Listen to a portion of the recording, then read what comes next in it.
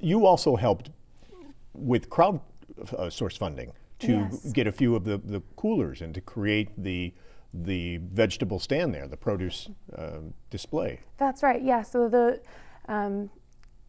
basically there was a need for someone to take the time to actually say, okay, how are we going to convert this space? You know, what do we need in here? What do the farmers need to properly display their produce, and how do we pay for it? And so that's where ADK Action came in.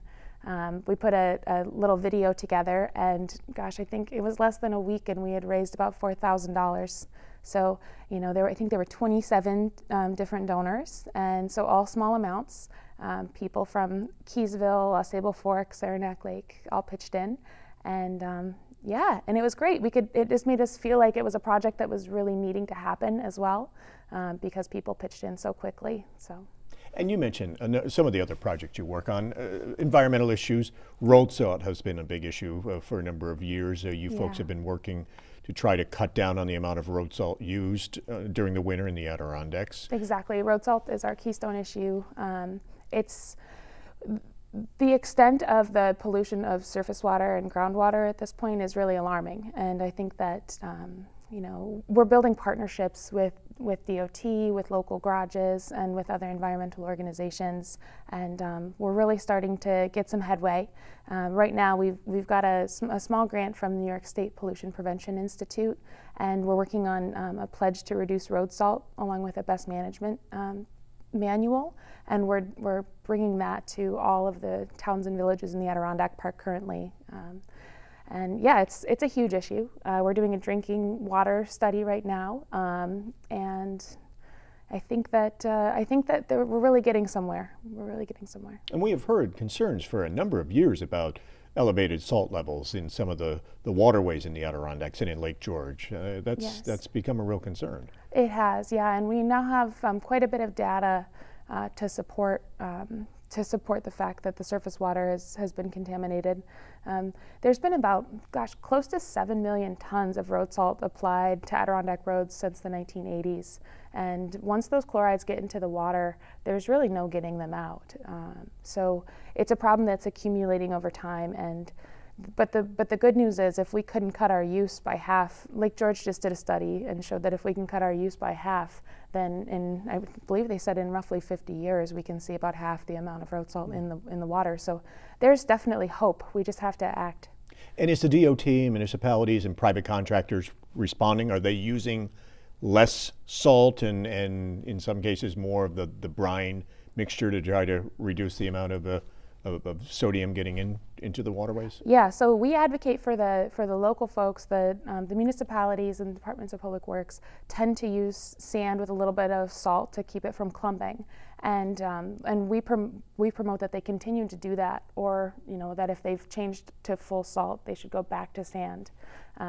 It's really important, though, if you use sand, you have to clean it up in the springtime, because otherwise it finds its way into the water as well, and it can interfere with fish hatching. Sediment can be a problem in itself. That's right, but if you clean up in the spring, sand is a fantastic option, and then brines are great as well, because you just dilute the salt, obviously, so you're using less in the first place, plus it sticks to the roads. You spray it and it's right on the roads.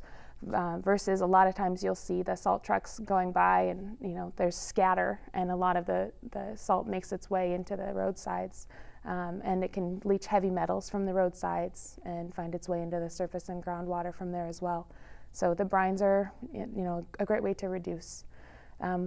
One thing I'd like to mention, people always, especially with some of the farm initiatives and more sustainable initiatives we do, people say, what about cheese brine, or the leftovers from the fermentation process of beer, or beet juice brine? Those are a lot of the really popular options that people are talking about around the country. Mm-hmm. And I wish that those were the magic bullet solution, but unfortunately they can increase the dissolved oxygen levels in lakes and cause extra algal growth that can be really detrimental in the long term. So there is no one solution to the road salt problem, but it takes a lot of really careful decision making on the part of the plow drivers and their management as well, and just getting some policies in place that will help protect our water. And you've mentioned some of the the solutions that are being tried in other parts of the country, potential solutions, come at a price. And as you mentioned, they have their own environmental issues that make it so they're not really an option. Exactly. Yeah, so we just need to use less, use it only when we have to, use brines more, and go back to sand when we can. For a number of years, you folks, ADK Action, have been raising awareness about the monarch issue and the alarming decline in the monarch population. And really, over the past several years, you've had some of the foremost experts in the nation in the Adirondacks to speak about this and try to get people involved to do what they can here in our part of the world to try to plant gardens and create habitats for the monarchs. Exactly, yeah. So our monarch project started, gosh, four or 5 years ago. Marcia Stanley was one of the founders of ADK Action, and she's an angel. She has her own wings. We love her so much, but she has been kind of the creative spark plug for a lot of our projects, including the monarchs. And we've had Chip Taylor from Monarch Watch come to the Wild Center and give lectures. We've also had Dr. Lincoln Brower, who is considered the foremost expert in the world on monarchs.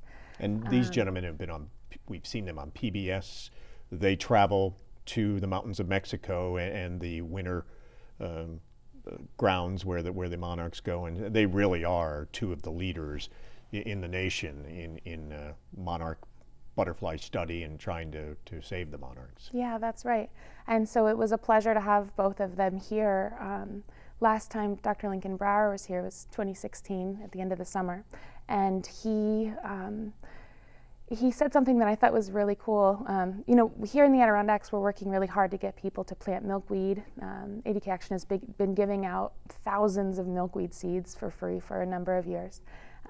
But in addition to that, there's sometimes a sense of, okay, well, we can plant all the monarch or all the milkweed in the world for the monarchs, but if when they go to their overwintering sites in Mexico, the deforestation and other problems kill them there, then how are we making an impact, right? Especially because the way the monarch migration works, they go from a wide geographic region in the north, and they kind of funnel down into a very thin region. Down through Texas and down into Mexico. Yeah, exactly. And so by the time they're in these forests in Mexico where they overwinter, the trees are just dripping with monarchs. They are just so dense. It's an incredible sight. It's so to beautiful. And but the problem is that makes them very vulnerable, because if you have illegal logging, or if you have an unexpected freeze, for example, you can have quite a large kill-off in a small period of time. And we know Cornell researchers have in recent years focused on Texas and drought there and other conditions that perhaps where they're really running into trouble is the last leg of their migration and focusing on that. And they have talked about excessive crop planting and some of the issues in the other parts of the country, but it looks like they've been focusing right on the last leg of the migration in the past few years. That's right. And Dr. Brower said something that I thought was really interesting. He said, keep planting the milkweed here, keep diversifying your gardens, don't use pesticides. All that is going to help tremendously. And he said that the biggest hope that he had, and it's new and preliminary research, was to synthesize the urine of the monarchs, because he caught some footage last time he was down there. It could have been a few times ago now, but he said he got some footage of a monarch urinating on a tree, and he hadn't ever seen that before in all of his years of study. And so he had this thought that maybe if you could synthesize the pheromones or whatever they're using to mark their zone, that you could have a nature preserve, and that you could use those same markers to help indicate, hey, this is a safe place for you to overwinter. Yeah, we've had some great success with monarchs over the years, and we have seen so many more milkweed plants in people's fields and yards and on roadsides that we decided that we would expand the project to include all pollinators. And so starting in, I guess it was October 2016, we launched the Adirondack Pollinator Project. And so it's a much larger initiative. ADK Action is still the lead of it, but we coordinate a working group with the Wild Center, Lake Placid Land Conservancy, and Common Ground Gardens. And together we've been putting together programming like films, workshops. We've been going around to farmers markets and giving out wildflower seeds. We've been teaching, we did some beekeeping workshops, and we're partnering with some local beekeepers as well. But basically, the actions that you would take to protect a monarch aren't so different than you would take to protect pollinators as a whole. And when you start to look at pollinators as a whole, you look at the larger landscape, and it ties back into food systems as well. And obviously the bee colony collapse has been a huge issue for the past Exactly. decade or so, seeing Yes. quite a fluctuation in the population. That's right. So last year, in 2017, we had Dr. Christina Grosinger, who's the director of the Center for Pollinator Research at Penn State, come up to the Wild Center and also to View Arts in Old Forge. And she gave us an overview of all pollinators, their decline. And there's the honeybees, but then there's also the native bees and other types of butterflies, moths, hummingbirds. There's quite a lot of pollinators, and they all need our help. And aside from the environmental issues, you're also involved with economic issues, watching out for people who live in rural communities. So broadband is a huge issue for ADK Action, and quality of life issues. You folks have been involved in an issue in the Adirondacks. It's been somewhat controversial over the past couple of years, and that's the rail trail. Taking 34 miles of track between Tupper Lake and Lake Placid and turning it into a multi-use trail.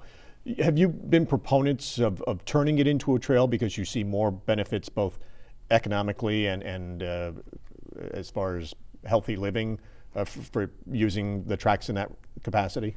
Well, I think it was 6 or 7 years ago, ADK Action took the initiative to fund a study to compare keeping it as a rail or turning it into a trail, or doing both.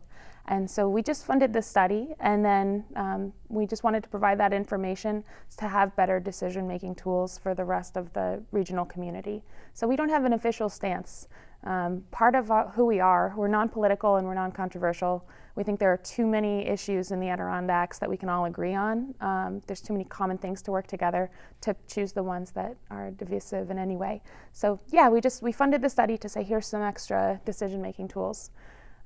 And then we haven't been involved in that issue since then. Your purpose is to bring it to light, to raise awareness. Exactly, yep. And and I know that that's been something that has changed and evolved a lot, and there's a lot of controversy around it right now. But I think that what ADK Action did those many years ago to bring a little extra information to the table has been helpful. And you brought up broadband, another one of our projects. So Dave Wolf has been the board chair of ADK Action for a number of years. He recently stepped down and he let someone else take over as board chair, which his wife Holly is really happy about. He has a little extra time. But Dave Wolf runs our monthly broadband conference call, and it's an incredible resource for service providers as well as community leaders, because Dave gets everyone together for just a half an hour, one time every month. And the new New York broadband office, who's in charge of rolling out all of the funding and implementation of broadband across the state, comes on the call along with the local service providers and the communities who are struggling to get access. And there's a sharing of information that really makes it possible to target not only the communities but also down to the household granular level, who's not connected and why. Because what happens is the census data informs the areas that are going to be serviced, but it's not always completely accurate.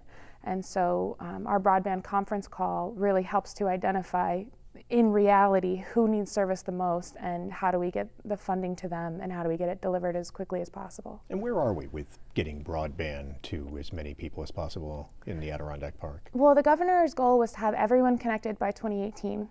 And we're not going to quite meet that goal at this point, but the amount of funding that he opened up to make that happen and the resources has really been a spark plug for broadband across the state, and especially in the Adirondacks. And so things are coming along really well.